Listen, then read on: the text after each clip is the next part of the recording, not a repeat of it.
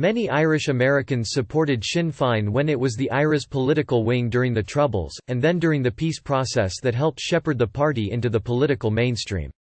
A generation later, did Irish Americans play a role in Sinn Féin's breakthrough in Ireland's general election? No. The party won 24.5% of the first preference vote, almost doubling its share from 2016 by harnessing voter anger at homelessness, soaring rents and fraying public services. The dream of a united Ireland that animates so many Irish Americans, and the Northern Ireland peace process once nurtured by Washington, took a backseat. The election revolved around bread and butter topics, the cost of living, insurance premiums, pension reform. Sinn Féin rode a wave of young voters seeking an alternative to the socio-economic status quo represented by Fianna Fáil and Fine Gael, centrist rivals that have taken turns ruling Ireland for almost a century. For such voters, Sinn Féin's backing of the IRA during the Troubles was a long time ago in a land far away. But stepping back in history, Irish America did hinder, then help, Sinn Féin's electoral rise.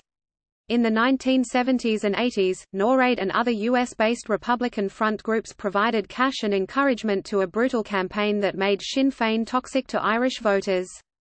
In the 1990s, the so-called Four Horsemen of Irish-American political influence, Edward Kennedy, Tip O'Neill, Daniel Moynihan and Hugh Carey, helped persuade Bill Clinton to back the peace process and grant the then Sinn Féin leader Gerry Adams a U.S. visa, paving the way for the 1994 IRA ceasefire and 1998 Good Friday Agreement. This marked the start of Sinn Féin's gradual electoral ascent. So Irish America rehabilitated Gerry Adams? It certainly helped his transition, in the eyes of many Irish voters, from apologist for atrocity to peacemaker.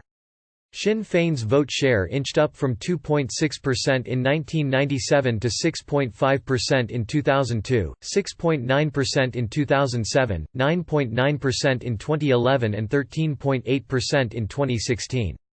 Adams was a savvy strategist but limited the party's expansion. He had a whiff of sulphur, a Belfast accent and patchy grasp of economics south of the border. His stepping down as leader in 2018, and as a TD MP in this election, distanced the shadowy past and let Sinn Féin, under Mary Lou MacDonald, an affable Dubliner, pitch a message of change and economic justice that could have been scripted by Bernie Sanders.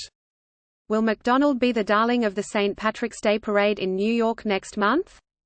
Tricky. She caused a stink last year after marching behind a banner reading "England Get Out of Ireland."